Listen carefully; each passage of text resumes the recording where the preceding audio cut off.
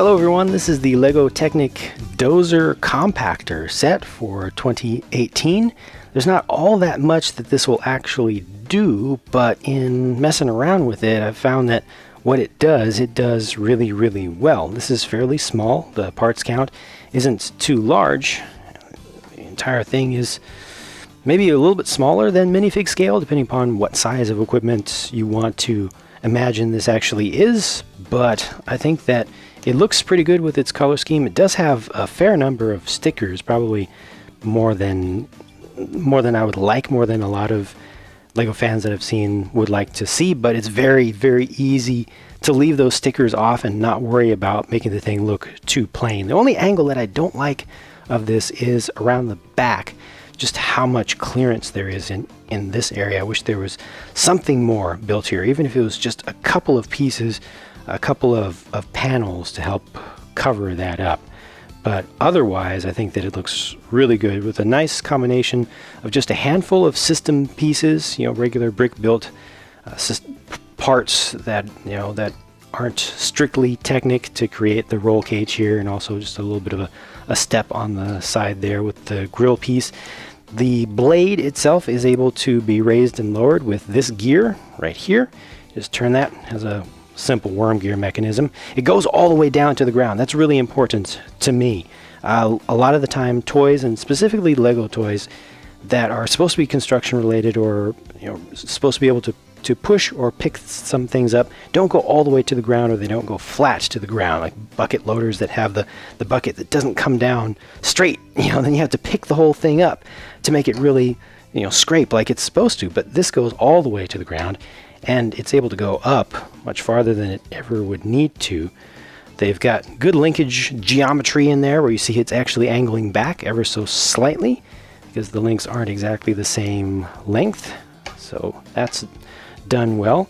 And you can see that the axle here goes all the way through, and yet you're still able to run those wheels back and forth. So that's good, and you can see the mechanism right there. It's really, really simple with the worm gear that you rotate, and it just turns the bar. So yeah, that works out quite well. And you see more gearing inside of here. There's more gearing that goes all the way back into kind of the center, almost the engine compartment. That is ultimately connected to this little smokestack, right? Exhaust pipe. That can rotate, and you can actually steer the thing, so you can operate the articulating chassis from back here, which just feels good. It feels like you're practically remotely controlling it. It's another one of these things that a video alone can't really convey to you. You have to get your hands on it to actually really feel that, really feel that disconnect, that little bit of wonder, that little bit of magic that's in there, as if this thing has come to life on its own. And that's something that as a kid I absolutely loved. A little bit of realism and a little bit of disconnect between my reality and the reality that I was imagining with the toys that I would play with. And this just captures that so well. This almost feels like this knob here, even though it's obvious, it's right there, it's for us humans. It almost feels like I'm operating the mechanism, like I'm an operator in the cab. It's so close to the cab there.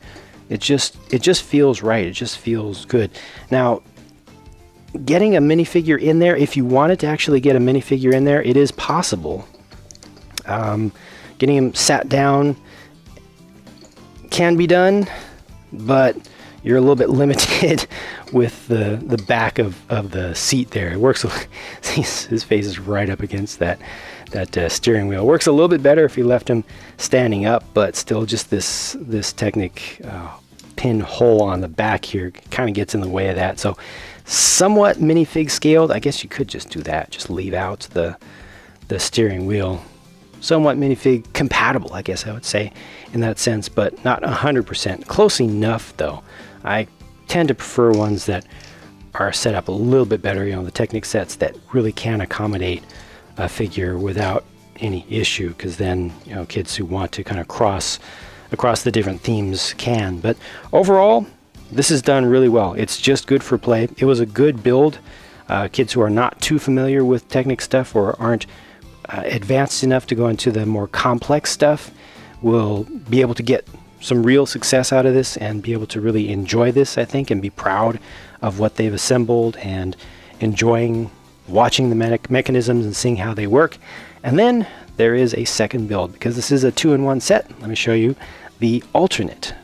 So this is an interesting, somewhat unusual, very, very heavy-duty articulated truck, and something like this would typically be used in the production of very heavy commodities like large slabs of steel to then use for other purposes, other mineral refining and smelting operations and such. This would be used as a yard truck, so it wouldn't be doing any long distance travel. It would mostly be just within a fairly confined space to move extremely heavy, very dense loads that are not very large. So you notice it has a fairly small bed on the back, and that's actually appropriate just because, like I said, it would be moving around very, very heavy things.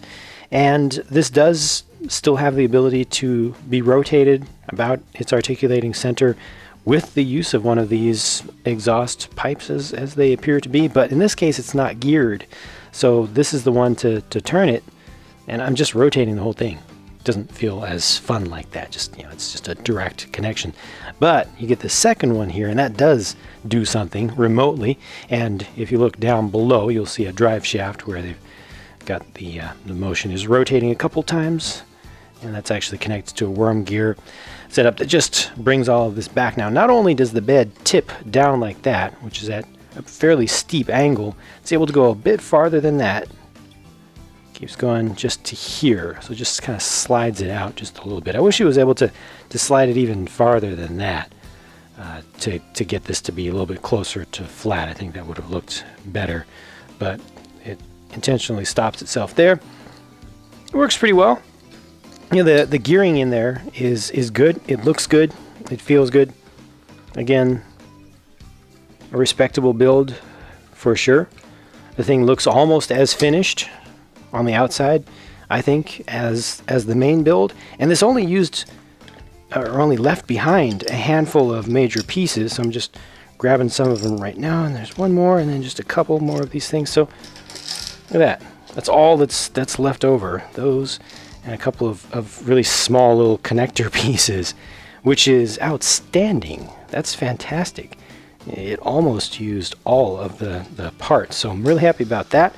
I'm glad that they were able to do something else that still has actions and has a certain level of realism, quite a lot of realism actually. The cab section really looks a lot like the main build in its design, but I think that's fine because it looks really good. Yeah, it's definitely a worthy alternate, I think.